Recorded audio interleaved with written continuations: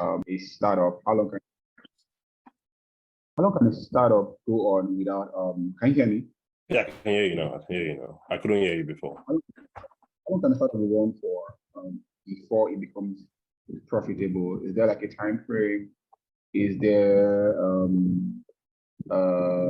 what holds it together at that point in time? What do you think would hold it together at that point in time before it becomes profitable, or what holds it from disintegrating before it hits the profit nail? A lot of factors can hold a company and let it remain in that phase before profitability, right? For instance, if it's a bootstrapped company, then that's the belief of the owner, right? In that product, like, I'll keep pushing at this until it breaks even, right? That's what will keep that company going. You might be making enough money to pay the staff, the employee in that business. That can be all the owner is looking for, and it's like, okay, let's see, as so far it is paying the bills, we can keep at it, right? That's one way to look at it. If it is a funded company, like you've raised VC funds, the optics are different in the sense that you are running on VC fund. There will be expectations, right? Yes, VC can they can stick it out with you so far you are meeting some other metrics, right? But it comes down again to what metrics are you people what's the metrics that you are measuring growth against, right? What's your revenue, like what exactly is your VC expecting of you, right? If the VC expects profitability in 5 years, and if they short the funding, that can determine your existence, right? And most times, a lot of founders, entrepreneurs, they build products for funding and not for growth. We position so that we can get funding, right? And the moment you've created your company in that way, if funding does not come in the time you're looking for and everything, you just notice that company starts to fold, because it is not the solution that they are after, or it's not the people that it's because they want to get funding. That's why they set up the company in the first place. There are many companies, if you look at companies of old, before we got into this funding bubble, a lot of them would build and keep building. There are companies that took maybe 5 years, 10 years before they ever hit gold, right? But in this day and age, a lot of companies want to get there in 1 year, 2 years, blah, blah, blah, you know? But again, it depends on what goal you've set for yourself. It depends on how you want your product to grow or not grow, right? It depends on a lot of factors. It's not one way. You can't look at it from one lens, basically. Okay. That's it. So some companies go into business with profits in goal and not necessarily the solution. Thank you, Tolu. All right. So Victoria is on the call right now. Victoria, hi Victoria, can you hear me? Hi Victoria, can you hear me? Okay, so I don't think she's ready, but so we'll just go into tech transition stories proper. And hi everyone, my name is Taiye Alaofin, and I am the founders associate for transition to tech. And on days when I am not the founders associate, or when I'm not doing that, days like this, I also do host community events. And then the TTT is here to help people transition to tech, people with no tech skills at all, and people with people already in tech that are trying to move from one tech role to the other, like our speaker has been able to do for himself.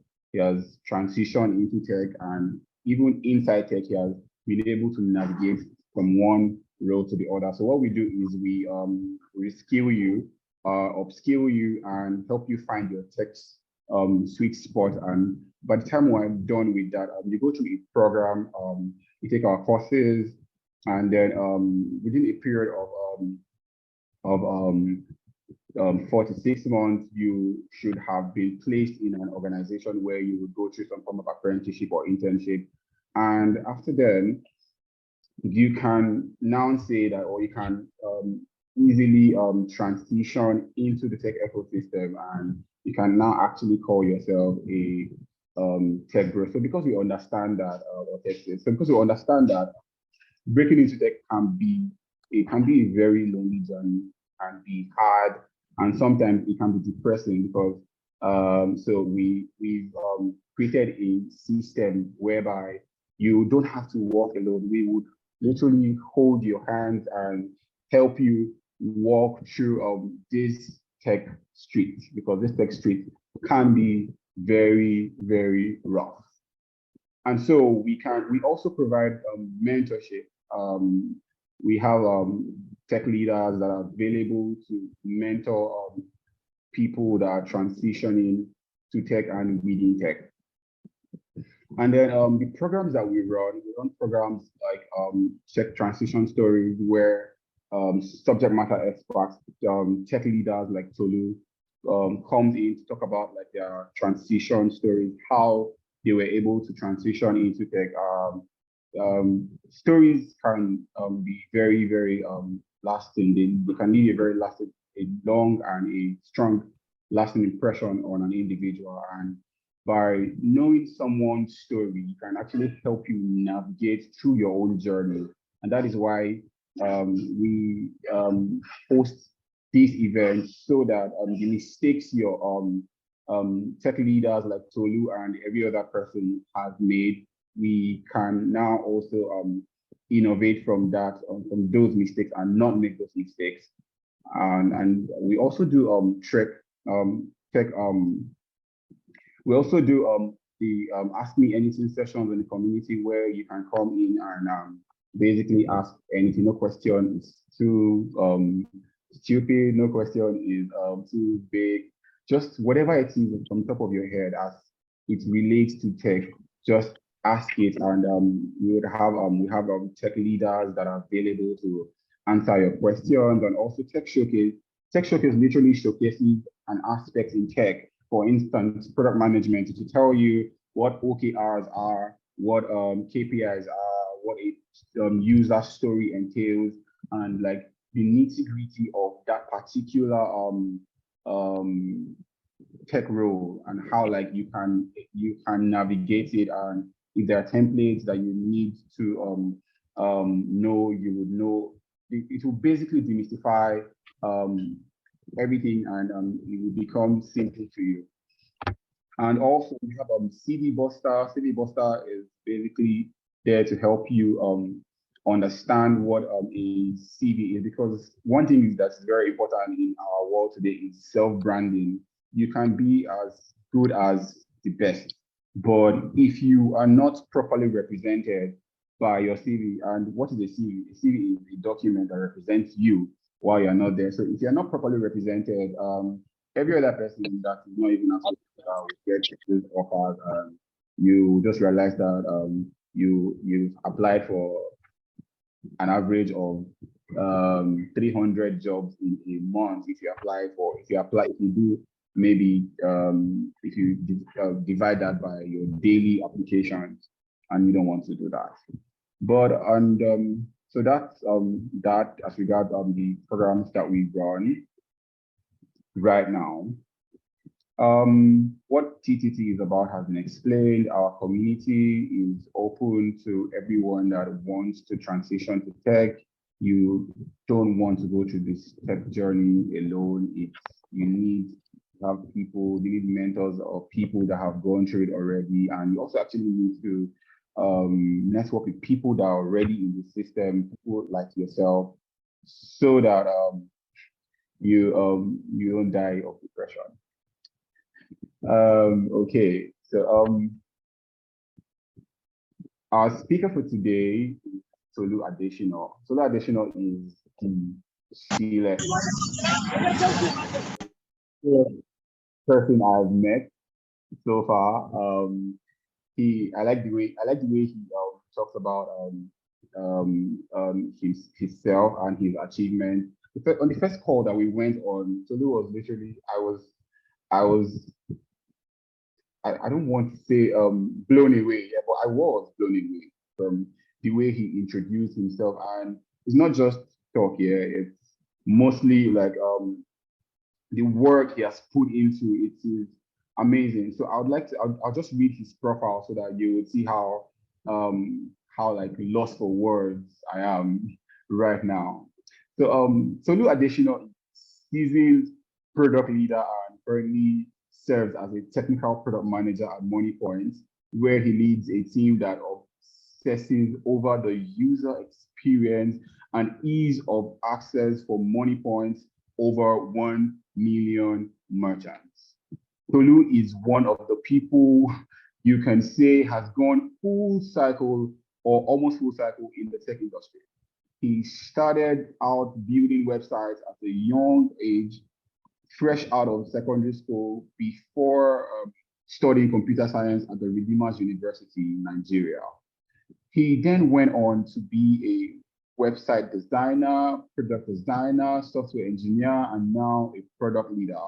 Somewhere in between, he somehow found the time to found some exciting companies and recorded a number of successes and failures along the way. He has a wealth of knowledge and has been a mentor on different platforms, including ADP lists, where he was recently awarded one of the top 1% product mentors in the month of March. Tolu says he wants to help a lot of people transition into and within tech as he successfully done with his career. He wants to see more people experience success at different levels in their tech journey. Ladies and gentlemen, help me welcome Tolu Adesina. Thank you so much, Tolu. About myself. Your intro was very dramatic, but yeah, thanks. Thank you so much for being a part of this. We really appreciate your time. All right, thank you very much. Thanks for having me. Yeah. So I'll ask you a very simple question. Not so simple though, but simple. How did you find yourself in this tech space? How did you get here? All right.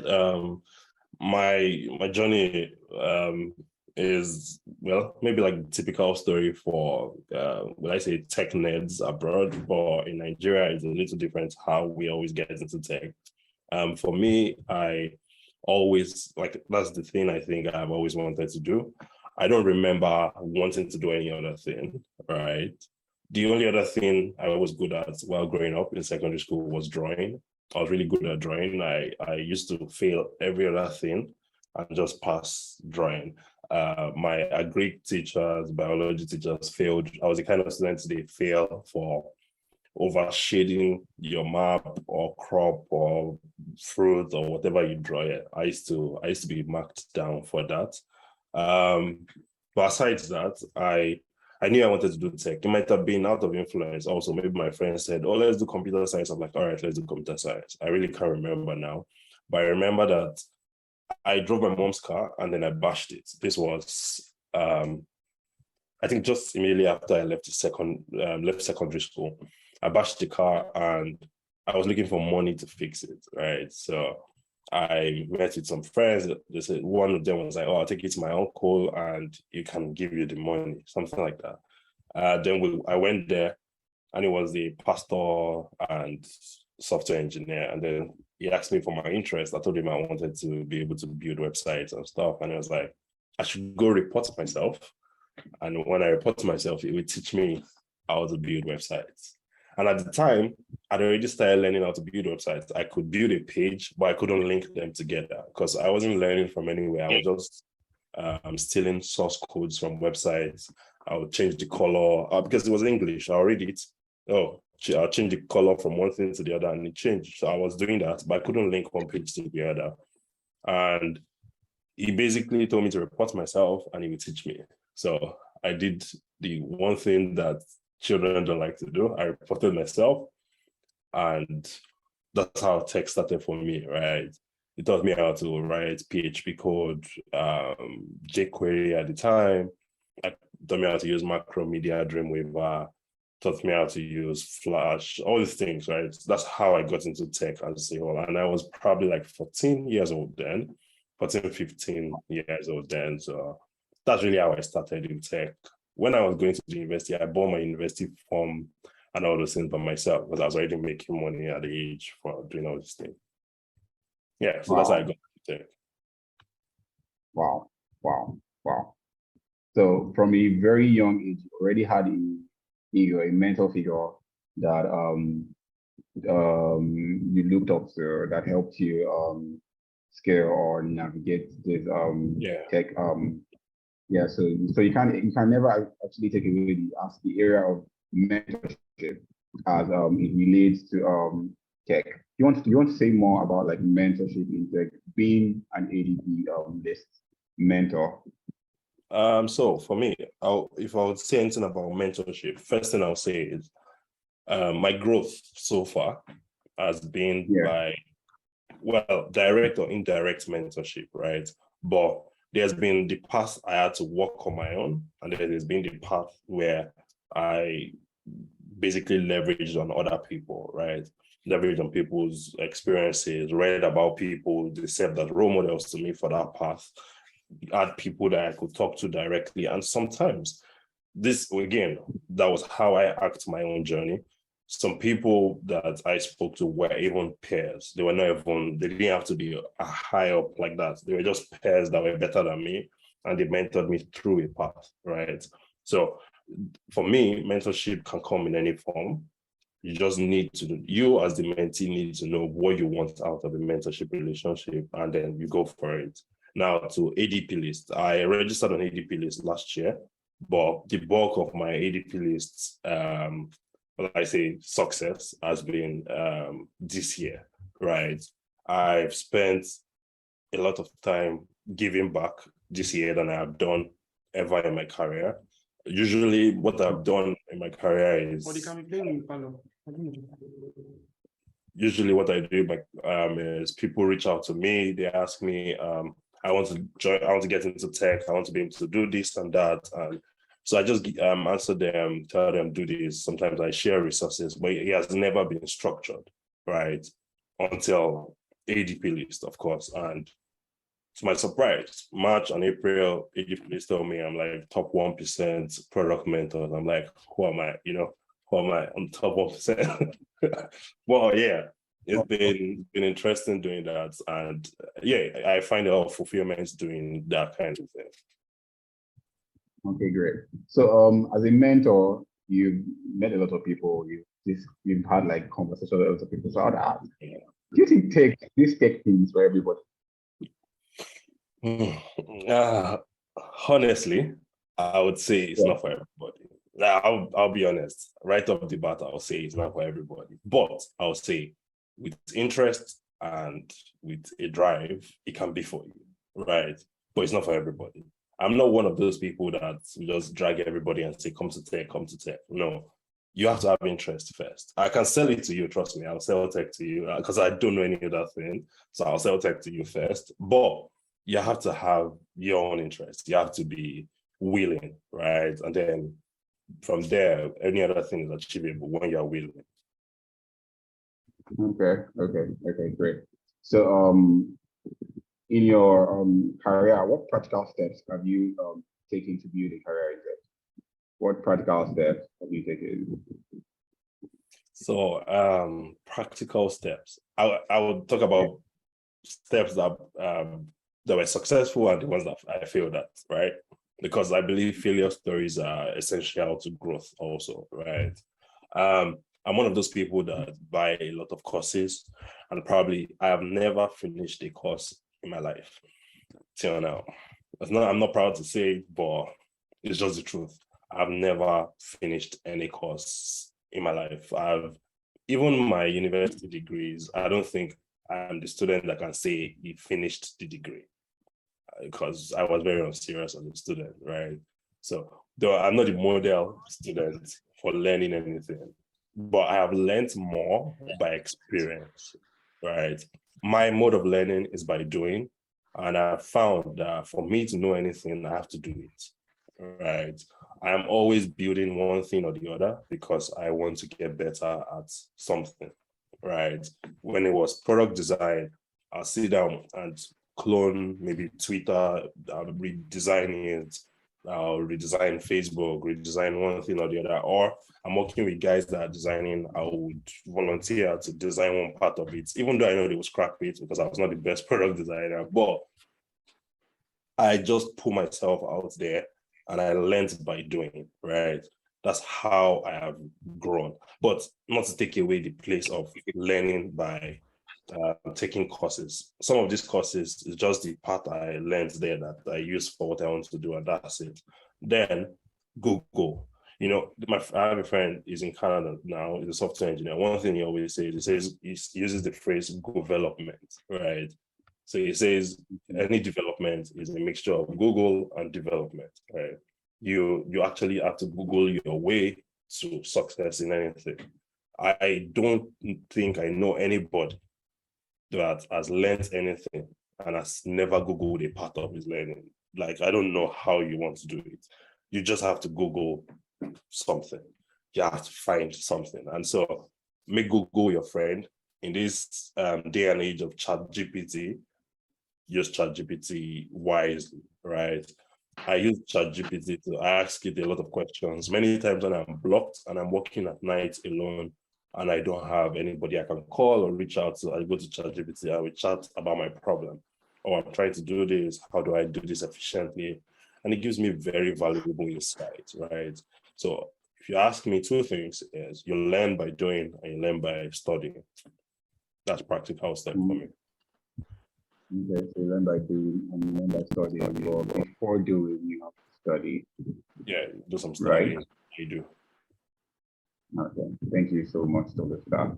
So, was there a time you wanted to leave tech because it was so challenging and you were like, oh, this is key for me? Do you have any doubts that it was for you? Was there a time it was so challenging and you just wanted to just I think playfully I must have said, oh no, I'm going to be a plumber now. I can't do this tech anymore, you know. And why? The only reason I've thought about being a plumber is because, you know, when you watch all these movies, you see the plumber guy, he comes to the house of the owner, which is this, and then the rich owner will probably marry him from there. So I'm looking for like a rich sugar mommy to marry me, something like that. But that's just jokes, right?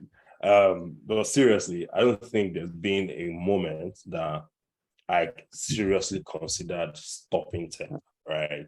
There's been the time of my life where I would joke around and be like, maybe I should go and be a farmer or something. Maybe because in that moment, I'm just frustrated about something, right?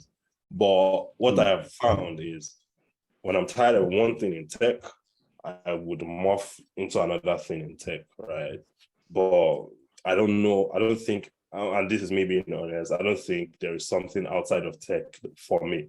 I don't think I would excel. I don't know yet, but I don't think I would excel doing something else out that is not tech. I don't know how to do any other thing that's not in tech. At least at the moment, I don't know. Okay, so what have you failed at in tech? What are your failure stories? I failed a lot. I failed a lot. I am probably an expert at failure at this point of my life, right?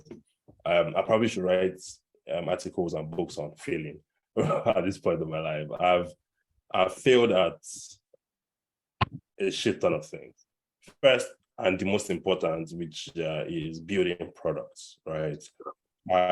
You might say I've been in tech for too long, not to be high up there in tech, one, or to have built a product that's raised funds or something, right? And it's not that I've never had ideas that could do. In short, there was a phase in my life where I would think about something, I want to get it done, I'm making the right moves to get it done, and then tomorrow I just see that somebody has launched that thing and raised funding about that thing, right? Like there's been that phase for me. But talking specifically about failures, I've built products that we ran it for a while, got a couple users and failed at it, right? There was one that was a book platform. It was built because my sister wanted to launch her first book. She needed to sell it, and then she was reaching out to this other company in Nigeria that sell books, and they were not responding to her, right? So because they weren't responding to my sister, I'm like, you need a website to sell books. Let's launch a platform for that. And in like a week, we set up the product, added pay stack to it, blah, blah, blah. People were already buying on it. When we did that, we set up emails. People were doing everything. It was looking like a business already. Then I set up a pipeline for people to now be able to reach out to us that they wanted to self-publish. Funnily, we experienced some success. Don't get me wrong, but I call it a failure story. But we experienced success. The bulk of our users that were reaching out to us to self-publish them, they were from France, right? And so we're dealing with Nigerians in France. We printed for like 4 or 5 different authors. I had a plug in Shomolu, so the business was run in such a way that we get the order. I go to Shomolu, I can talk to the guy, how much should this be? I get it. We did all that via emails. But then when you're done, we list your book on the platform, right? So yeah, I did that. It was interesting while it lasted. And then one morning, I decided to take software engineering a lot more serious. I wanted to build core platforms and all that. And that's how that product suffered, right? So it failed. I basically was the cause of its failure, right? In my career, I made decisions that I shouldn't have at the time. There was a time when Andela came out. In retrospect, I should have gone to Andela at the time. But I was like, no, I would like give 4 years of my life to a company, blah, blah, blah, you know. And again, if you don't get into something, you probably would never know that it wasn't that serious, right? Because I had friends that went and they were like, even this 4 years is not that serious, Jigga. But me, I thought it was a cage and I didn't do it. This was far back as I think 2016 or 2017, right? And I didn't do it. Well, I wouldn't know what that would have been if I did it, you know. But if you ask me, that's a decision that can be a failure decision that I took, because there are things I would have done earlier if I went that path, right? But again, we're a sum total of our decisions. You don't know the failures you have had yesterday. That probably will set you up for success today. And sometimes failure is a very good recipe for growth. Great, thank you so much. Failure is a very good recipe for growth, and sometimes we don't really know what has gone past us because of actually too. Was there a time you were scared of maybe building a product or doing something when you were transitioning? Was there any time you had any fears? Yeah, in short, I would say I'm someone that builds in fear or takes decision in fear. I'm very uncertain when I'm doing things, but I will do it either way, right? I might not be the best at taking that concrete decision and be like, oh yes, I know that this is the shit I want to do, but I think I'm better at doing it anyways, right? Regardless of what will happen, I'll still try. I'll try to get it done regardless. Taking my career, moving away from software engineering, moving away from software engineering and going to product management was a huge risk on its own, right? Because in software engineering, I was already working remote. You already earning in dollars, and you know when you're already earning money in one, and you're trying to move to something else, and you can't do it within the organization that you are in, and you're applying to other places, and nobody is taking you that serious yet because you have not proven that you can do it, or you've not been able to structure your CV to be able to show that you can do it, you know, like it was difficult at first until I had help from friends, people that were better at, my CV was rubbish before, right? I have a friend on this call, her name is Ruth. She's really good at crafting CVs, right? She helped me set my CV up properly, right? And so when I started using that new CV, once I get into the room and you interview me, then you will know I can do this thing called product, right? But if you looked at my old CV, you'll probably not employ me for anything, right? So that's an example of me I had done something. I was afraid I thought I would never be able to leave software engineering. But when I took the right steps, reached out for help, then I was able to do it. Even in building products, the most recent product I'm building called Pages, it was even bettered out of, I'm trying to do it. I'm afraid, wouldn't it look like I'm copying this person? Wouldn't it look like I'm doing this? There's all that fear flying around. But in the midst of all that fear, I've been able to build it where today we are going into private beta. Like, Wow. I do it regardless. That's just how I do it. Wow. So regardless of the fear, you still go into the day. There's Whatever no comes out. Whatever comes out. I'd rather fail than not try. Right.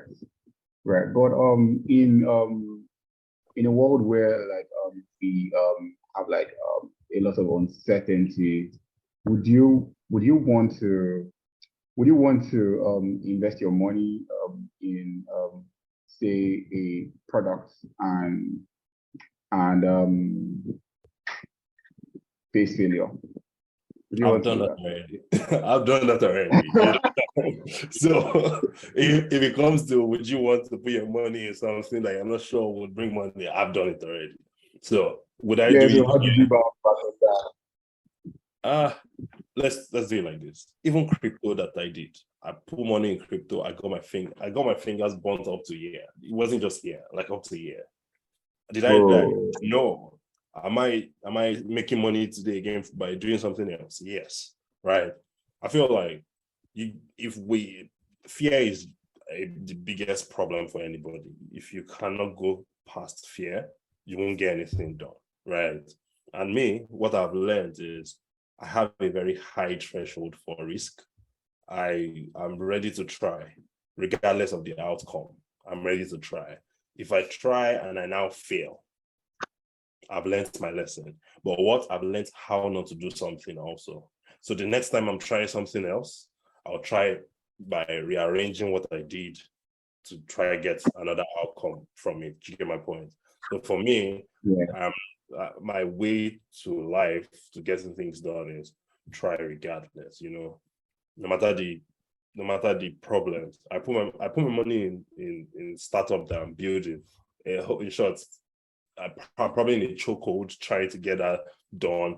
I'm cutting down on every other thing I'm doing in my life to make that work. But as the startup giving me back the money, no.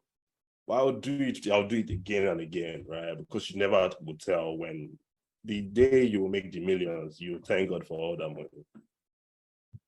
So I think this is part of like what we're talking about when the recording started. How like people go into businesses for different reasons. Some going for the money, some going for the people, for the users. Those people that are going for the users are actually trying to solve a solution and in turn getting some profitability from it. Mm-hmm. Yeah. So what are the challenges you faced and how were you like able to bounce back from them? Like I know how you talk about like crypto vaguely, but like in tech, what challenges have you faced? What steps did you take? Did you were you depressed at some point? Oh yeah. Or did you okay, so what challenges did you face? What stages of grief did you go into? And how did you bounce back? Were you talking to people? What did you do? Did you take it? What did you do? All right, I'll talk about two phases in my life where I've gone through this. I think I've been through all the phases of grief, if I'm being honest with myself. I feel like I've been constantly depressed for a period of my life, and I didn't even realize that that's the word until depression became a thing.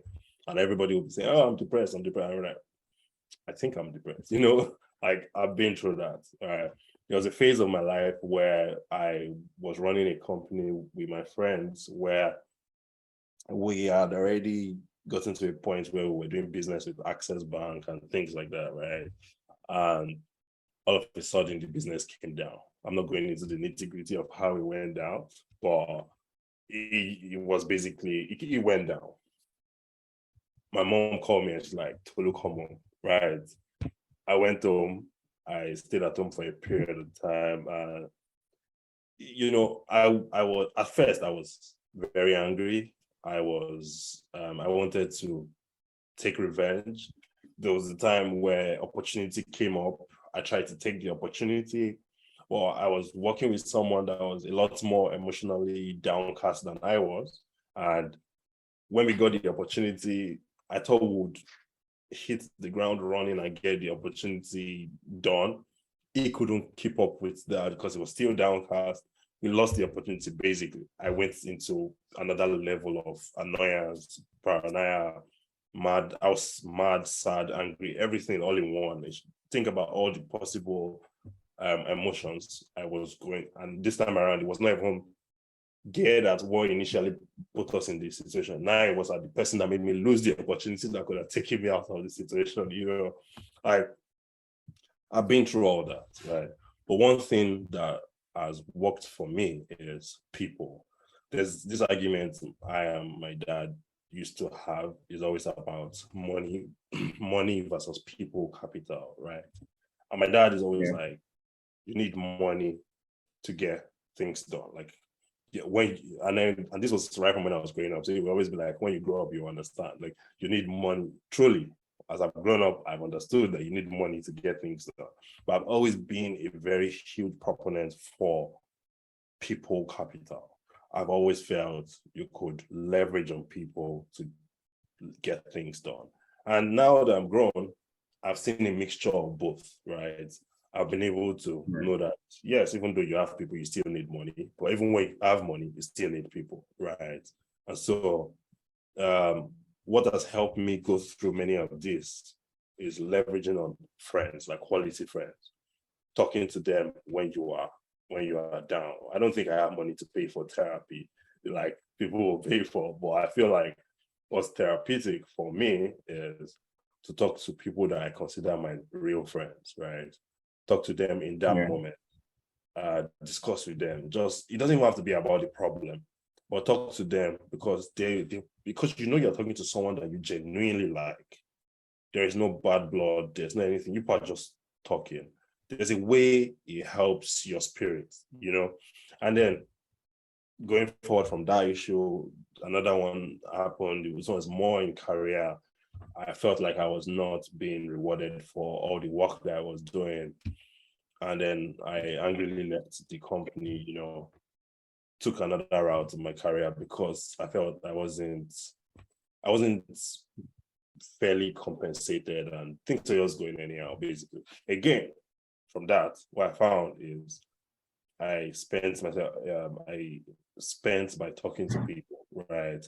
Talking to people again, discussing with them, knowing how to go about it. But above all, and I don't know who is religious or not, for me, in the most recent issues I've had, I found that I could leverage on God, right? Before I wouldn't do that. Before I was thinking I was a strong head, like I would go through everything, get everything done. But in most recent times, I found that it could just be listening to worship song, right? It has helped me. It would just lift my spirit. And I used to listen to a lot of sad songs. I listen to sad songs for a living. I love those kind of songs. But I found those ones, they bring you down a lot more. When I listen to gospel songs, it will be like, this is my father's song. Like, I like the song a lot. Like, it just lifts my spirit, Jigga. And then the song has a French version, and I'm learning French on Duolingo. I just feel like I'm doing some bad shit thing. Like, so for me, that's what I found most recent to be what helps me through issues. That's amazing. That's amazing. So one way or the other, you have to find an anchor. It could be from a friend. It could be from a supernatural. It could be from God. Just find an anchor. Find All right. Thank you. Thank you, Tolu. So what essential skill do you think somebody transitioning to tech needs to go into tech? What skills? Let's say from top of your head, what skill? I don't know if it's skill you need to transition to tech. That's why I feel like you need an enabling environment, right? You need an environment here is not particularly a place. It could be a space, it could be a community, it could be the kind of people you're discussing with, it could be a mentor, right? But you need that environment that helps you make that trend. Yeah, there are people that do it on their own. Kudos to us, right? But there are people that need people to be able to do things, right? They need to ask people, they need to know how to do one or two things. And for me, an enabling environment is very key. And then the willingness to do it. So before you even start looking for enabling environment, or even before and after finding the enabling environment, you need to have that desire. You have the drive. You need to know that this is what you want. Then set goals. Don't just set the goals and leave it in your head. Write it down. You need to, but like I have on my wall, I have like this stuff where I write what I want to do. I write it, put checkbox beside it. Yeah, as I'm getting it done, I take it, like that's how I believe we can go through this process. That's the best way I think we can do it. Okay, great. So since you joined the tech industry, do you think anything has changed? And what trends do you think? What trends do you think is shaping the future of tech right now? A lot has changed. A whole lot has changed. If I think about when I first got into anything tech and what tech is today, when I teach people software engineering, for instance, front-end engineering, I tell them, you are in the age where coding is simpler, right? When I first ever tried to code, to center something in a div, you have to do vertical alignment, you have to do horizontal alignment, pull spacing from one side, pull margin auto. There was a lot you had to do just to put a div in the middle of another div. Now, all you have to write is three things: display flex, justify content center, align item center. That's one way to do it, right? Like that's the most straightforward way to even do it right now. You can do margin zero auto to put it horizontal center. Like it is a whole lot more simpler now to do things in tech. That's to show you how much things has changed. That's the range.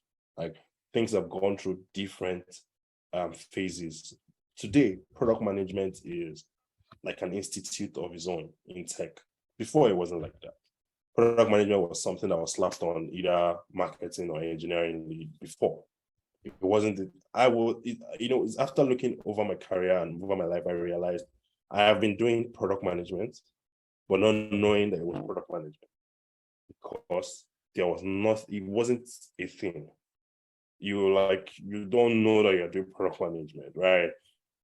Even when at first I knew I wanted to do something like managing the people that were doing something, but I didn't know it was called product management because it wasn't a thing, So if you think about it that way, tech has gone through different defining phases, right?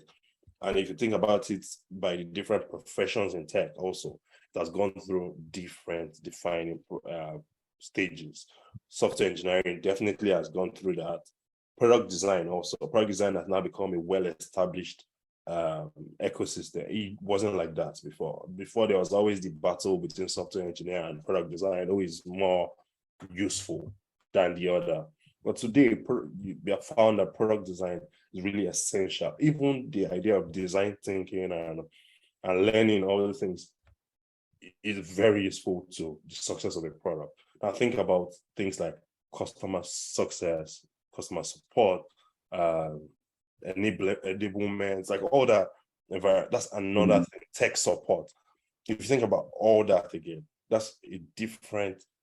These are non-tech skills in tech that is almost as important as the people building the product itself. Because you finish building the product, you hand it over to product market. Who's going to sell it?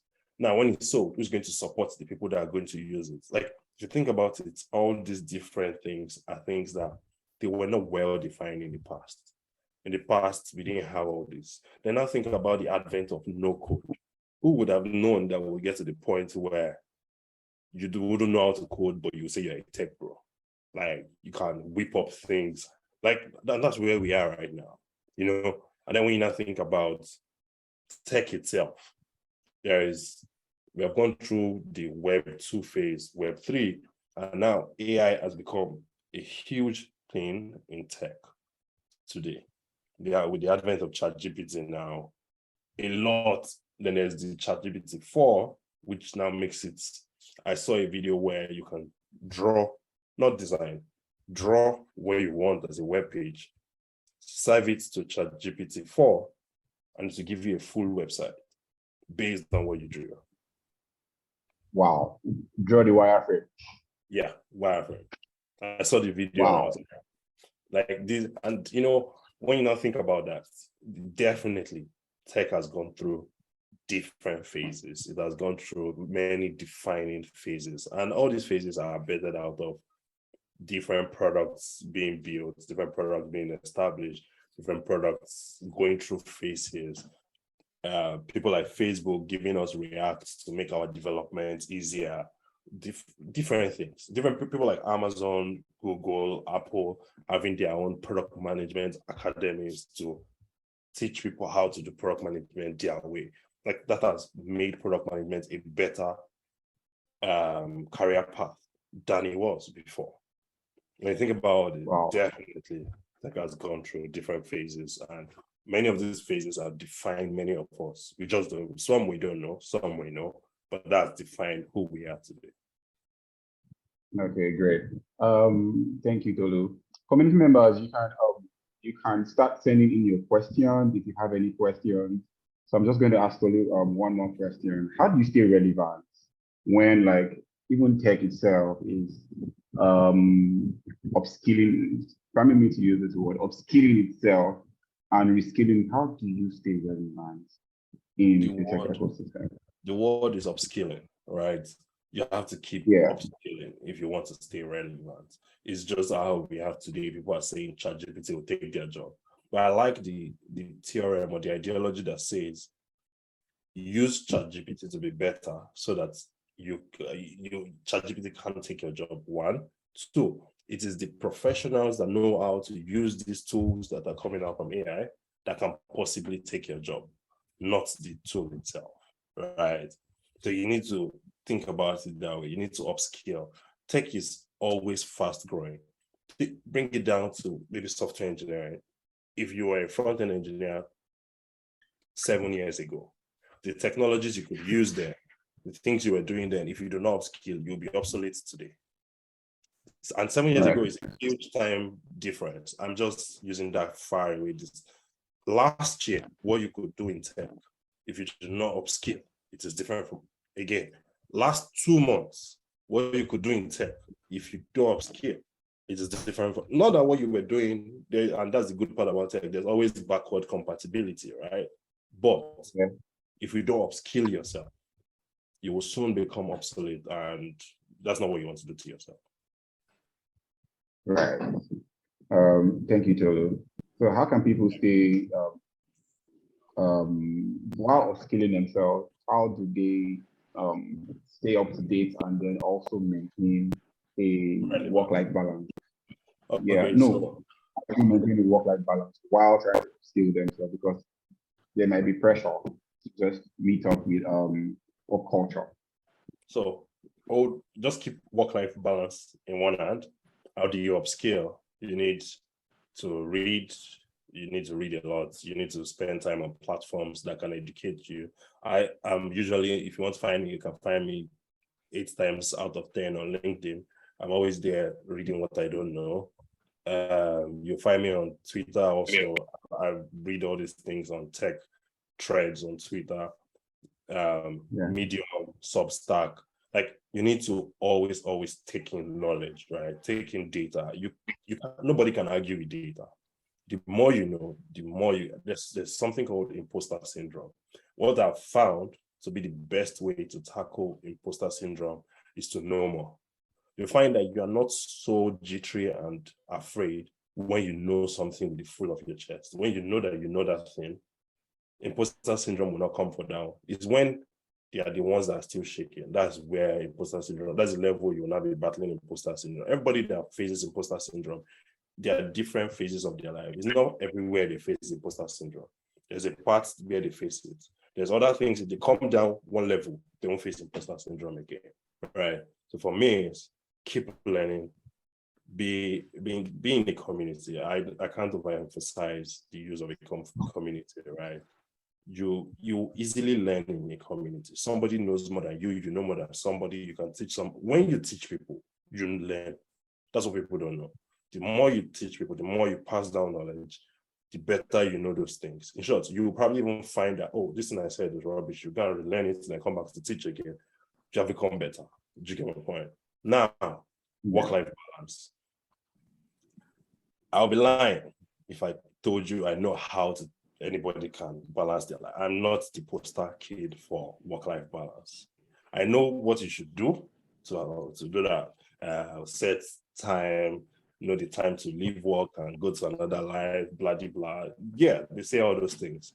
But in reality, I don't know how to live that life. There are people that can better answer that question and tell you how to do work-life balance. I have not been able to balance my own life. I can't tell you what I'm not able to do, But I know you should set time frames for work and for this. You get out of work at social time, find time to be with family. And so I try in my own way, but honestly, I'm not the best. I can't tell you a lot about work-life balance.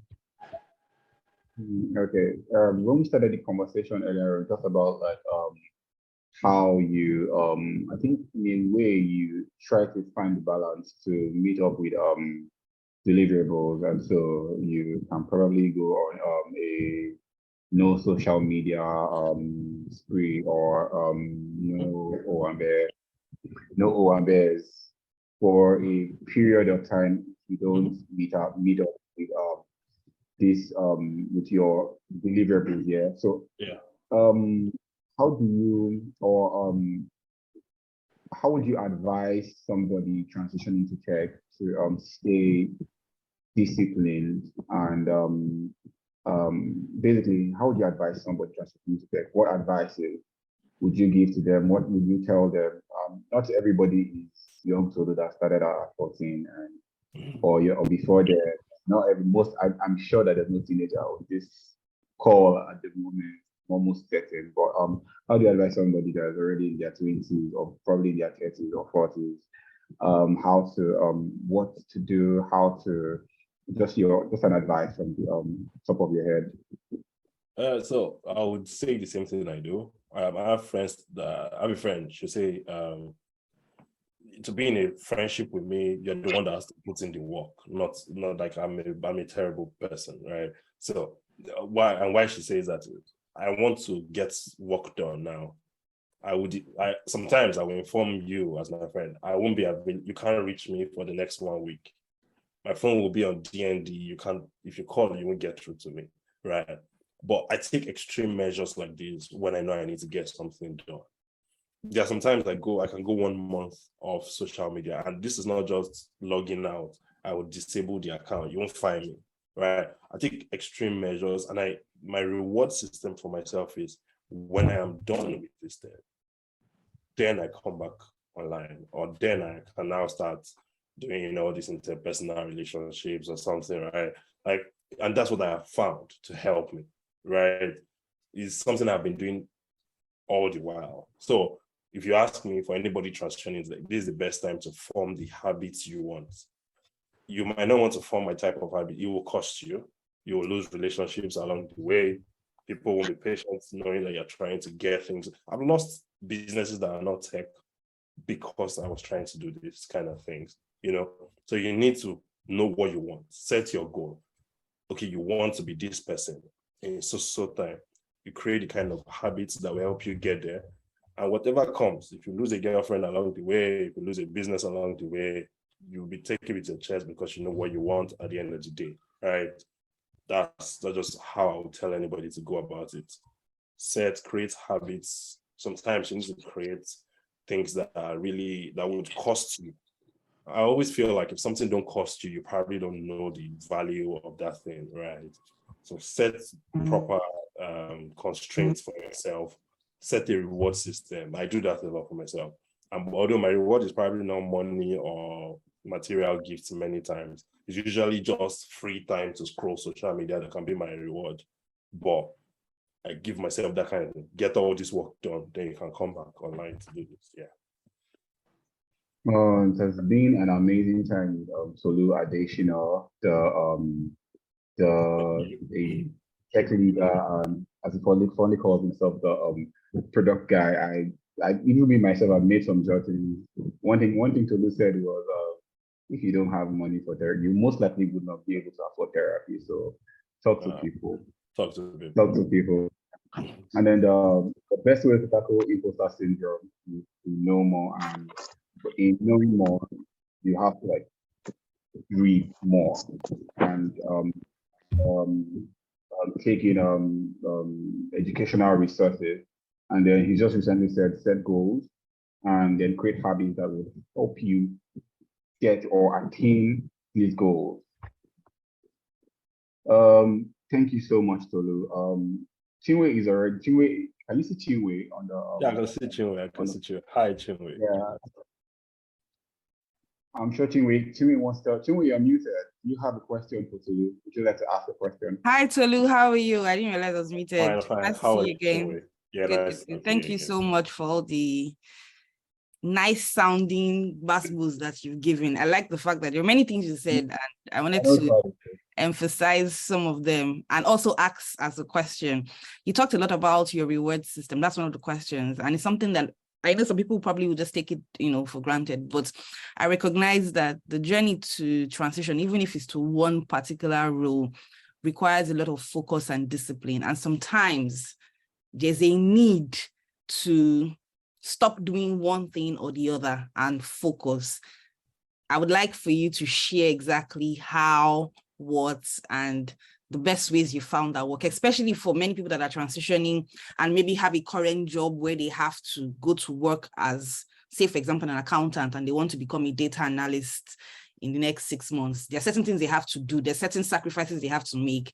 How has a reward system helped you, and how did you even set up your reward system? And then the second part, you kind of talked about it, but I don't think that, I would like for you to share as well, because you talked a lot about failing and making wrong decisions, but I don't think that people clock that those were wrong decisions, or that this is a real life mistake that this Egma has made like this. So yes, he's here, he's smiling, he's sounding all tush and cool and all of that. But at some point in his life, he made a mistake that became a wrong decision. It's kind of like investments. And this is when you're talking about Andela and how all the many questions you're asking yourself, why should I do this? Why should I do that?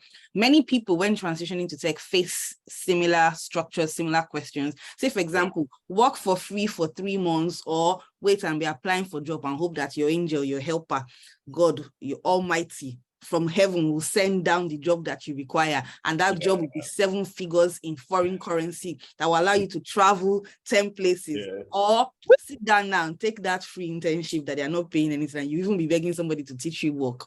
And we make all these decisions, we take it because we are hopeful. I'd also like for you to share about that experience, what your thought process was like, and now looking back, what you think with details, also bearing in mind that many of us are at this particular threshold in different ways in our own journeys. Taiye is smiling because he knows, and let me just say it here. Taiye quit his job and said he wants to transition to tech, and after 1 year, he was humble. He was very, very humble. So there are many people like that want to pick those kind of decisions, and it's hard. The reward system thing also kind of ties together. So if you could possibly share on these two things, it would be really useful to anybody who's listening. And of course, guys, if you have questions, if there's something that you felt like he said and it sounded like it was too short, it was, Tolu is here. He's going, if you want him to say for the next 30 minutes, he's going to say for the next 30 minutes. So if you have questions that you want to ask, or you have things that you feel like, I'm kind of struggling with this, Tolu is your guy. If he doesn't know it, somebody that knows him knows it, and he will give you the answer while we are on this call now. So feel free to drag him. I'm emphasizing it now, drag him.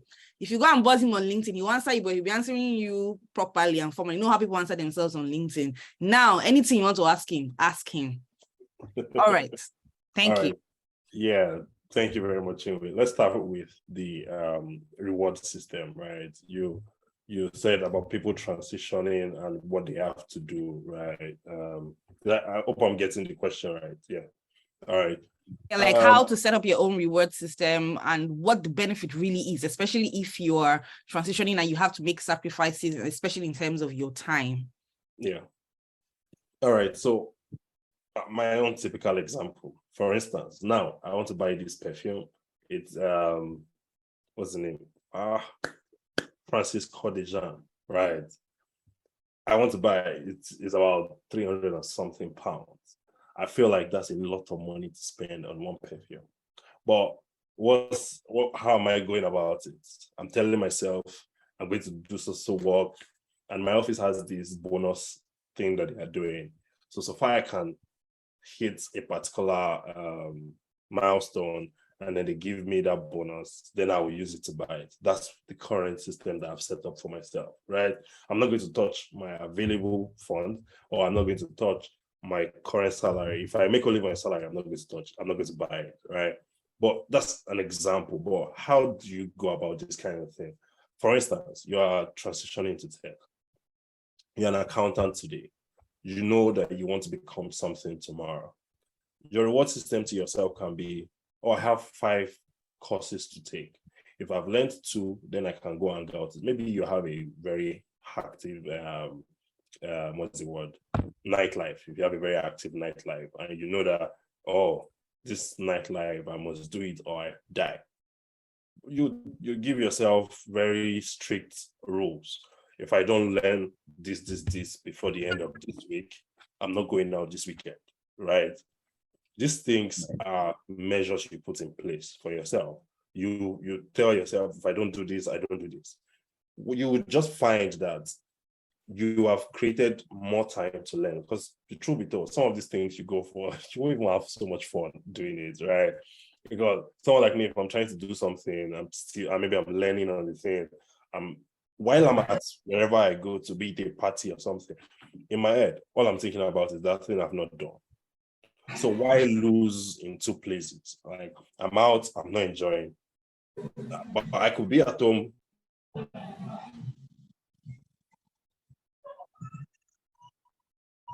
I could be at home doing the work. So to set up that framework, basically, you need to see life from, don't just do things because you can, do them because you have earned it, right? Now, and I mean non-work related things, like all these fun, they call it co-curricular activities or something, right? Anything that shall not you investing in your life, your career, your time and everything. Anything that is not that you do them for leisure, right? Postpone them. You have enough time to do those things, right? You'll be able to build those memories. But to build those memories, you need money, or you need something that you enjoy. And this is what you're trying to do at this time. So for me, it is devote time to that and then do that. A typical example is, I took 6 months of my life. Me, I like money. I'll tell anybody anytime. You all the while, I'm building something. I probably have another thing on the side that is giving me money, like I'm doing that every time. I like money. I want money every time, right? But I took 6 months of my life to do a course in software engineering and all that, because I knew if I don't do this, I won't get to the next level of my career that I wanted to get to, right? So I left all my money-making venture. That's how I crashed the book-selling business, right? I left all that and focused on learning for 6 months, right? This 6 months paid off at the end of the day. In that 6 months, I set up another business called Unwind Lagos with my friends. It was people to come out at night on Fridays. I think it was last Fridays of the month to have fun. We're making some money, but we ended up separating from each other, right? Because I couldn't devote time to it. again, back to my reward system. I'll tell myself, I don't finish this work, I'm not going for unwind. So I'll be trying to finish the code I'm writing, and I'll just find myself doing that to the dead of the night. I probably forget to go for my unwind thing. And the team was always complaining, so we had to go our separate ways, right? But again, because I had a goal in mind. So before you are ready to lose on all sides, be sure that you're ready to stick it out with your goal, right? And me, I was ready to do anything to get to where I wanted to get to, anything good and legal to get to where I wanted to get to. So my reward system was set up in such a way I deny myself of the other things that I want. And the only way I can get them is by doing the things that would take me there. Simple. So you just, when you bring it down to the fundamentals, the base level is deny yourself. It's just delayed gratification. You will still do all these things. Trust me, FOMO is not a real thing. If I am able to go to New York in 2 years' time for the first time, I will still have the same experience that someone that did. In short, I read something recently and the person said, first to buy car, now you buy old model. So if you do something before me and I do my own after, I'm doing the most revised version. In short, I have a better experience. I have the new experience, the latest experience of that thing. Your own has already gone. That's the way I see it. Do you understand? So there's FOMO is what causes a lot of problem for young people. We want to get things now. We want to be able to enjoy those things now. But sometimes, again, don't get me wrong, there are moments that if you don't build now, you'll never get them again. And I'm learning to also build this kind of moments. But I can only do them now because I've suffered for some other things also, right? So at the end of the day, you take an evaluation of yourself, know where you are in your career right now. Are you someone that should be going out to have fun right now? There was even a period of my life I used to feel like I shouldn't have a girlfriend because I'm like, how much do I have in my account that I'm not having a girlfriend? What are you doing with a girlfriend if you cannot pay your simple bills, for instance, right? And that's the kind of serious constraints I put on myself to be able to get to where I want to get to. Sometimes my sister will say I'm always too hard on myself, but it's because of who I want to build myself to be. Do you get? So it depends on you. What do you want for yourself? We determine to what level you will set up your reward system. That's what I have to say about that. The second part you talked about. I love it. FOMO is not everything. That's the one I took. It's not real. It's not real. A false emotion. Yeah, it's a false feeling. All right. Thank you. The second thing you were talking about was about career. Or have I answered everything? No, failure, decision making. How sometimes we have to make certain decisions, but because we're young, we think we have all the time in the world. It's fine. We'll deal with it. We move. We have all these things we tell ourselves. But where you are now, there are certain decisions you made that at the time you thought that, come on, now I have sense. I made that was a fantastic decision. But now when you think about it, you're like, guy, you got it. Yeah. How do you deal with that, and speak from an angle of someone who's talking to people who are currently at that phase now and thinking that now they know exactly what they need to do? For example, the typical example I gave is when people have to take an unpaid internship or a very cheap internship as against waiting for God to send helper that will bring a 6-figure salary and just dump it on their laps. Yeah. That's like you said, our generation, we tend to want things to happen now and not realizing that sometimes it takes phases. How do you speak to the decision making of a typical millennial or Gen Z, especially when they're transitioning to tech and they're faced with options that don't exactly align to the reality that they've designed for themselves in their minds? Yeah. So I'll just talk about, and I'll give examples of some of the things that I have gone through.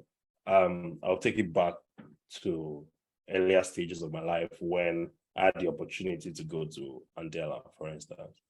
I made a decision not to go because I was ill-informed that you spend 4 years of your life. I mean, at the time, I thought about it, 4 years, that's a lot. How do I give 4 years of my life to this? If I knew I would come back to do another 6 months program, this is now 5 years after, I'll probably have just done that 4 years ago. You know what I'm saying? So that's a wrong decision that I took, which I still came back to do something like it.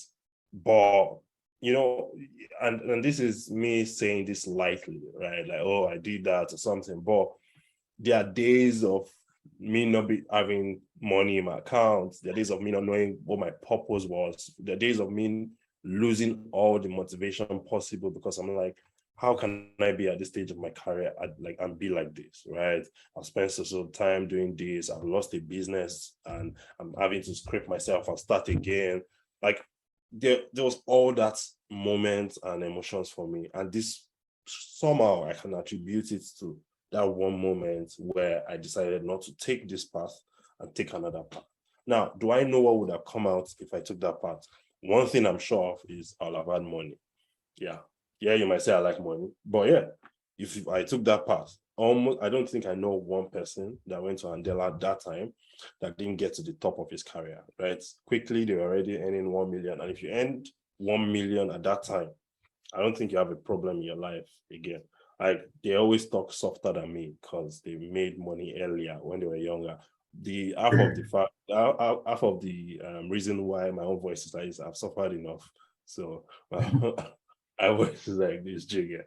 But being to be a lot more serious. Oh my God, I can't do. So the texture of your voice is dependent on how early you made money. Taiye, are you taking notes? That's how whispering at this point. Yeah, even the texture of your palm.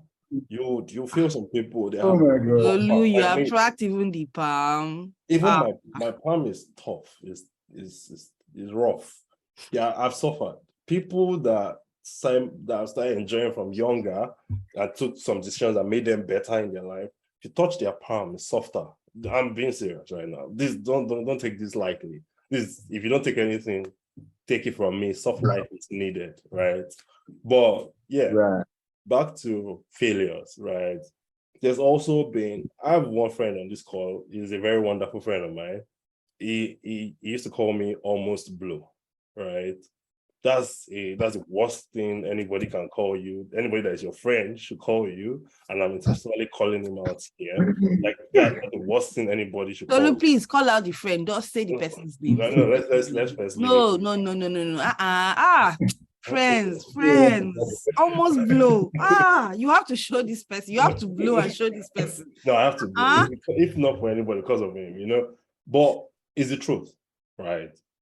I almost have contacts of all the people that have built proper startups now. Like I know them, some personally, some on maybe second person basis. But imagine having friends that have done all this. What's your own problem? Why haven't you done? You get so he calling me almost drunk. He calling me almost blue is almost valid. Just that he's a bad person for calling me that, but it's almost valid because when I take stock of my own life and then I realize that there are moments that I could have been a lot more serious with one thing than doing this. And this comes back again to failures, right? I've maybe when I should have just stayed true to this thing that I'm building a little longer, right? Because I found there was a time I had an idea that was like GT Marketplace, GT Marketplace of that time. The only reason why I left it was because I reached out to someone that I wanted to speak to somebody and that's the level of access that I could get because of the people I knew there. So I reached out to someone, I wanted to speak to someone in Jobberman so that they can help me with this product and we can get the whole market. Then the CEO then at Jobberman told my friend, I told him, you should tell your friend not to bother. GTB is already building something like that and that they are about to launch it. That singular statement made me crash a product that I had already built. And how did I build the product? I built the product when I was in the university. It was an e-commerce store. I reached out and in the unis, I don't know if it's still the same. You have a lot of fashion design was a big career for people in unis. Like there was a lot of fashion designers in many universities. I think it was a thing. So I reached out to those kind of people. And then I knew one girl that was working at Punch. She was in charge of the center spread where they do fashion trends. And so all I told her was, I want to save you stress. Anytime you're looking for fashion pieces, come and take it from my website. And then all I need you to do is write called from NG Web Store. That was all I sold to her. And that saved that stress. She was getting from my website. Now, on the other side, I sold to the guys that I was reaching, pay me 5K, your product will be on Punch. if they went to Punch, they will never pay 5K for advert. They will never get their stuff there. And it was easy to me. I made money off this simple transaction, right? They were paying me 5K, steady stream of money, right? I was enjoying my life. But just one thing someone said made me crash a business. And that's the wrongest thing you can do to yourself, right? Because if you think about it today, there's Apple Music, there's Spotify, and then there's a host of other music players. Because there was Spotify or Apple Music, didn't stop others from coming out, right? If you bring it to social media, there's Facebook, there's Twitter, there's Snapchat, there's Instagram. Like, if, for instance, WhatsApp, that the guy didn't get employed with Twitter, didn't get employed with Facebook, if that stopped him from building WhatsApp, WhatsApp would now have been bought later on by Facebook for about $6 billion, right? Like, if you think about things like that, you see that my failure to stick with that product is what got me to being almost below that my friend has tagged me, right? Yeah. So if you think about it that way, you realize that those wrong decisions that I took, allowing one person's word be the reason why I did not continue, because I could have built a product that was for the low end and not for the high end. But again, we are limited by knowledge. That's why we need to read a lot and talk to people. Over my life now, I've learned, I've increased my knowledge bank. I was the one that reached out to you, for instance, Chinwe. I am not afraid to reach out to anybody. If I see that there is value here, I'm going to reach out. If I'm now a knowledge monger, like I'm chasing it about. If I see someone that posts something that I'm interested in, I'll send the person a message. I'm not afraid to shoot my shot in public. I'll reach out to you. Can we do this together? Like, how can we work together? That's you chasing knowledge, chasing after excellence. You need to approach or attract the kind of people you want to relate with. You need to do that. So that's me failing again, right? I failed at that. I failed to get a business off the ground. There's a part of my life, and again, you see, today that I'm doing this talk is after a lot of pep talk, even for myself, right? There was the me that liked to be in the background before. If I get into a business with you, for instance, Chinwe, I'll tell you that you should be the CEO, that I'll be in the background, because I didn't just like to be out there. But today, I'm getting certificates month on month from ADP list telling me that I'm doing well. I'm here doing this. I did one yesterday. And this is you putting yourself out there. In the past, I didn't like to be out there. I didn't want to be the public person. I just wanted to be in the background. Let's get work done, but let somebody else go out. That cost me a business on its own. I got into business with people, and then I put somebody else in charge of talking to clients and all that. And when the person took away the business, I was left with nothing, even though I was one that brought the people together and said, let's do this together. That was a wrong decision. And everybody, mind you, everybody warned me against it. Everybody is like, how would you put somebody else in charge of a business? As if they already knew something would happen. Again, yet another wrong decision. So when I said I am an expert at failing, I failed enough. I failed many times. I failed even in my career, like working in a job. This same friend, or maybe another one, but in the same group, they said you are the most overused, underused employee. That's yet another, and again, I'm very grateful for the kind of friends I have, right? You might think they are like these things they're saying so hurtful and this thing, but they are also feedback. Yeah, valuable feedback and triggers for you to think. Like, if you are not thinking, what they say to you will make you think, And that's the kind of friendship I'm always cultivating and looking for. I like friendships where we are friends, but tell me the truth. Don't sugarcoat things for me. Tell me. There's a place for being rude and being truthful, but know how to balance it. But again, yeah, guys, I really don't care. Be rude, say anything, but tell me how it is. Don't sugarcoat it. If I'm doing rubbish, tell me. Because you can only be better when the people inside tell you the truth. If they leave you and you go outside to go and be disgraced, then you follow from there. You get my point. So those are examples of failures and the best way is true. And again, even though I failed at all these things, what I will add as a sweet covering for everything is I know I don't regret anything I have done. Why? I see failures as stepping stones to success. I failed so much. There are decisions that I don't take today because I already know the kind of outcome that it would give. So I'm making different type of failures now, different kind of errors. That's what I'm making. Now, doesn't mean that you should now be making all the errors. I've made some errors so that you can hear about it and not make them.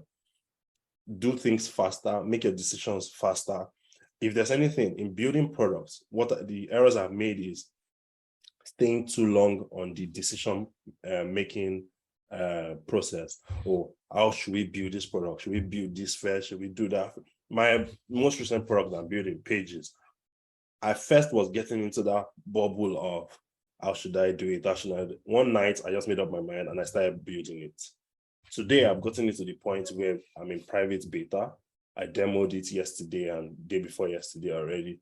But I wouldn't have gotten to that point if I still was stuck on, oh, I want to get UI first, I want to do this. Doesn't mean you shouldn't do that. If you're in a bigger organization, you can afford all that. But if you're building solo, if you're building your own organization, you need to take decisions quickly. I was listening to something on Y Combinator, and then the guy was like, if you're building an MVP, build immediately. If you cannot build the MVP in a matter of weeks, don't bother. You're not building the right product.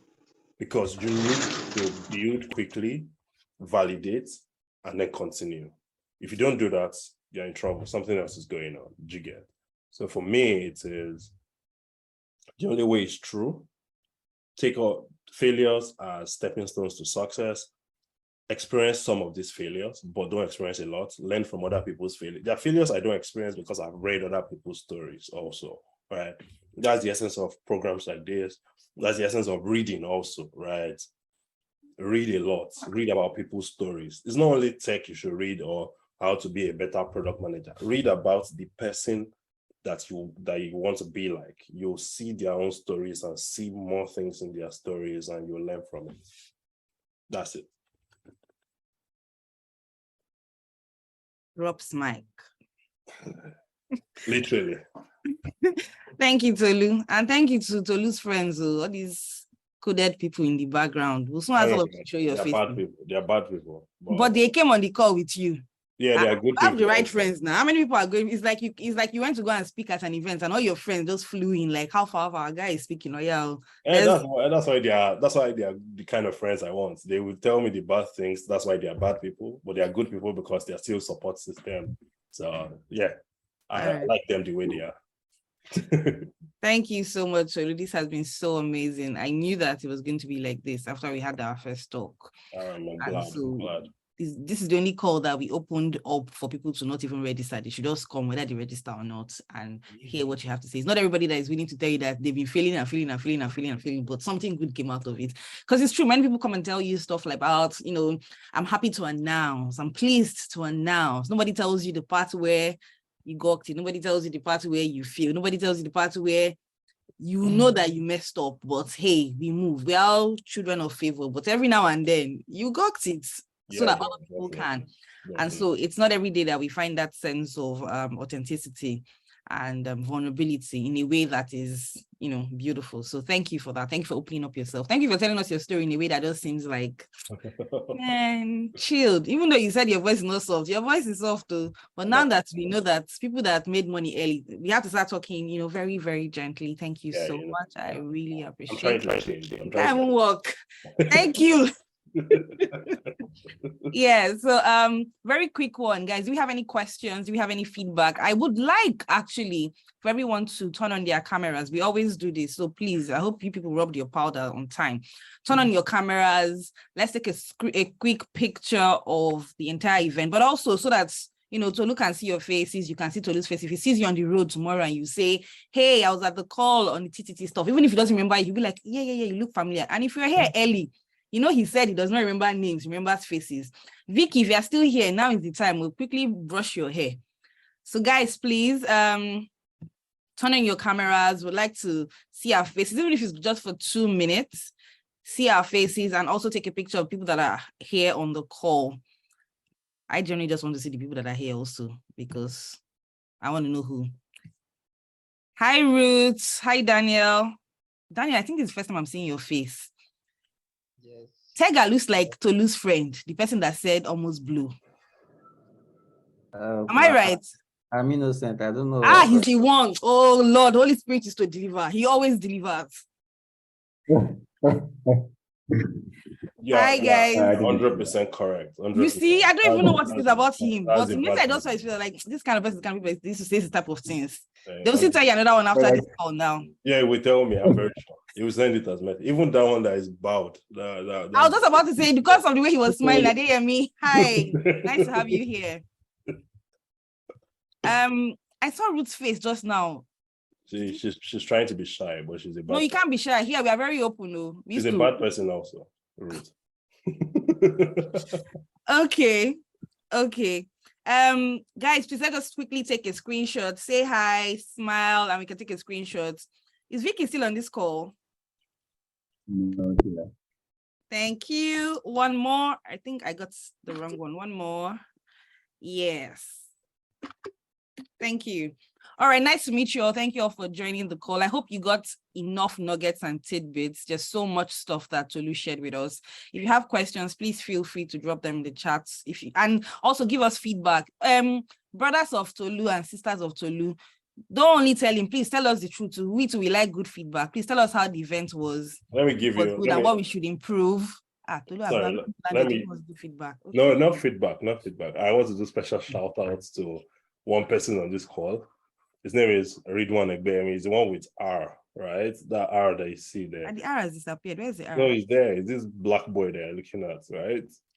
Okay. Yeah, that's well, is the person that you can say that has become like a brother to me, right? He's a nonsense person also. Like, I don't think I have anybody that is normal. They are all nonsense. He looks very reasonable though. He is. Is the sense in our business, right? So with the people we work with, is the one that has to talk to them. He's the one I normally would push to the front. You know, when I say I like to be in the background and I push, that's the guy I push to the front to go and talk to them. You know, so he's a very awesome guy, but he's also not feeling fine. So yeah, that's it. A special shout out. He's a great guy. He's really good at many things. Even product. Thank you. Yeah. Thank you, Ridwan. And super nice to meet you. I got Roots on the picture now. Thank you all. Thank you all so much. Please, feedback, contribution, questions. What do you think about this event? If we invite you next time, will you come? You know, what have you gained from this call? And if you also want to say something, friends of the family or friends and family. You should absolutely invite Roots, Ridwan, Tega. They should say their own stories also. I'll come. I'll be in your DM. Even that bald guy, you should.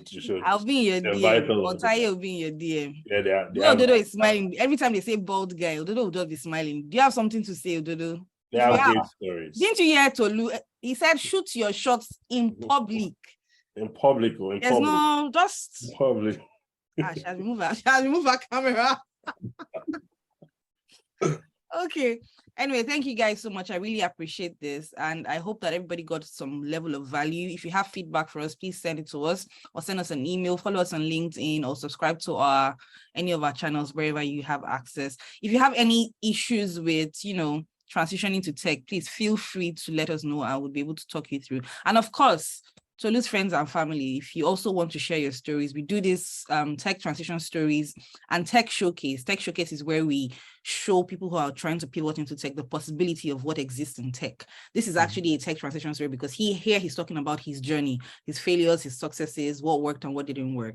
But for tech showcase, you'd come in and you would showcase where you are in tech. If it's product design, if it's cybersecurity, if it's blockchain, you come and you show people what a day like what's a day like in the life of a blockchain specialist? What's a day like in the life of a product designer? What kind of meetings do you have? What problems do you solve? What skills do you need to be that person? What this does is to showcase possibility to people who want to go into that space. Like, is this something to do? What does it look like? If I don't have sense, but I know how to count money, what can I do in tech? If I have sense, but I don't like to talk to people, where can I stay? If I know how to do this, if I don't know how to do this, can I be this? What do I need to learn? Who do I need to talk to? What communities do I need to join? So if you're interested in either the tech showcase or the tech transition stories, we have them once a month for each of them.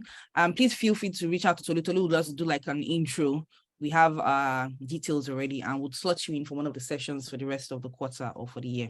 So thank you all so much. I really appreciate it. This was warm, this was interesting, and this was engaging. And thank you to friends and family, because like I said, on this journey, you need this support system. As much as he's calling them nonsense people, you know that he will not be here if they were not with him. So for those of you that are also on this journey, Daniel, I think I saw you here somewhere. Daniel Akifenwa particularly, yes. Please, Norma as well, find your own, your own no-nonsense people. I mean, he called them nonsense people, but I'm saying no-nonsense people. Find your own people that will call you almost blue, almost product manager, whatever it is they want to call you. Because in that, you find your feedback. Taiye is going to change his voice. I'm sure that from tomorrow, Taiye will start to talk small, because they've told me that soft people that made money since talk soft. Don't fake it till you make it. All right. Questions, contributions? Yeah, I'd like to say something very quickly. Sure, read one. Can you hear me? Yes, I can. Yeah, I just wanted to say something as a follow-up to what you said earlier about like getting like your support system, your friends and family and stuff. I just wanted to say that you can't get what you don't give, right? Tolu is an incredible person. And so it's like very easy for him to get support from people because he himself is support, is a pillar, is there's so many things. I can go on.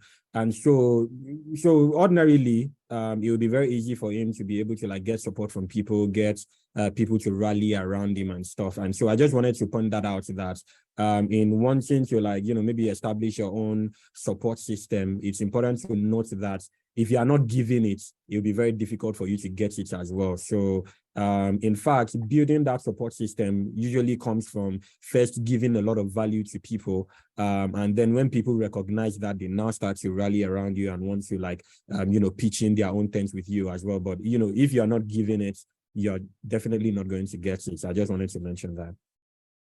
Thank you, Ridwan. That is so profound. Thank you so much. I appreciate that. You're welcome. And thanks for putting this together, by the way. This was really nice. Hearing Tolu's story, even though you have been involved with it from the get-go, it's always very refreshing to hear it again and see how much it has grown and become from when there's say that thing you want to say, that thing you don't want to say, just say it. There's something you're about to say now. Say it. It's a long journey coming. It's a really, really, really long journey coming, and to see where he's at right now, working all the way to this point. I remember like when I met Tolu, it was at one particular meeting like that I went to, and Tolu was there. And this is a story that I'm always happy to share anywhere, right? So at the time I was looking for somebody to teach me web development. I had seen like a bunch of places where they are saying they are teaching somebody websites, blah, blah, blah, and all that. But I just knew that these people just want to collect my money and go, right? And so I was at a meeting with a client of mine who was working on a particular project for somebody. And so they were trying to bring together this team of designers, web developers to work on that particular project. And so Tolu happened to be at that meeting. And so, they were asking Tolu some questions. And the way he was just talking about tech, have you seen all these Indian film where breeze is blowing a gale and then there's slow-mo? That's how I was looking at Tolu literally. It was so beautiful to watch. It was such a sexy scene, But so at that point, I just like, this guy, he really sabi this thing. And he broke it down very simply. And, that was just like the beginning for me. And since then, we've done a bunch of things together. We continue to do a lot of things. And so, it's a long journey. It's come a very long way. And I'm super, super proud. Probably one of the persons that I'm proudest of. That's it. Thank you, Ridwan. Spotlight for me is Tolu behaving like it's not him they're talking about while Ridwan was saying all these things they're saying. Don't mind it like that. His Buhari post. All right. So any other contributions, feedback, questions? Say guys, something is itching your mouth. Do you want to share? Well, the only thing that will be itching me is just to clear my name, right? So that's that almost blowing thing is just that like we have been building products with Tolu for like a very long time, right? And then there's always this moment we have that, let's build something like this. And Tolu be like, I know the founder now. Like, let's build something like this. Tolu be like, I know the founder. It was my friend, the so place. So that's how that like you always know people that have blown. Why is it? It sounds even worse when I hear it. Well, you're always blowing, right? So I feel like, did he say it in pidgin? I feel like it will have been very heavy when they say it in pidgin. Like yes, everybody you know has blown. Waiting can't do you. That's why it's almost blown out. It's pigeon. It's pidgin, right? So we've right. come a very long way, right? So I remember when we used to like imagine like how it would be when we get to a particular level in life, and we are not there yet. We are almost there, right? So it's wonderful. Almost blown. Yeah, we are almost almost blown. So it's basically wonderful to like see our progress and how far we've come. Yeah. All right.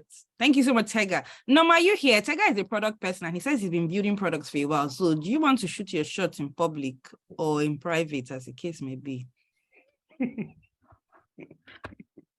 By product, I'm here. Shoot your shot now. Ask him to send you his email address so you can reach out to him. This is how you collect mentor. Okay. Tega is a software engineer. It doesn't matter. I'm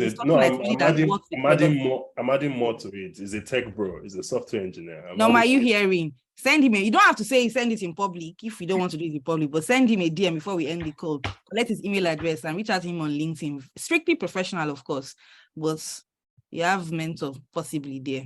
At least he will tell you the truth. When you are almost blowing, he will tell you. All right, that goes for anybody else here. If you feel like there's somebody you need to reach out to, please feel free to reach out. And guys, please, if people come to you and say they came from us, please, treat them with utmost care. They are very smart, even though sometimes they'll act like, not the way Taiye is looking at you now. They are smart, but sometimes they'll act like they know. Like the way Tolu was behaving when Andela came, they'll generally act like that. So please bear with them and help guide them if they do reach out to you outside of our own direct network, LinkedIn, Twitter, or wherever. Thank you all so much once again. This was fun. Beyond the learning, it was actually fun. And I'm glad that Tolu brought his entourage here.